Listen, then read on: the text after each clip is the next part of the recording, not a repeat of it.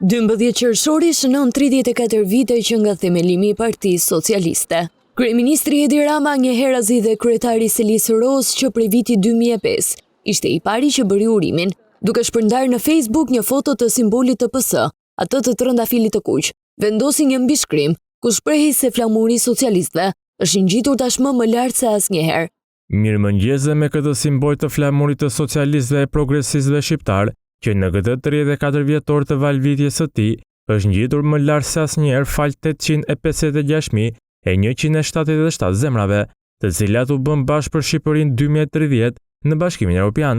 Ju uroj gëzuar ditë të linjën e Partisë Socialiste të gjithë anëtarëve të familjes sonë të madhe politike, si edhe një ditë të mbarë të gjithë të tjerëve pa përjashtim. Partia Socialiste u themelua më 12 qershor të vitit 1991.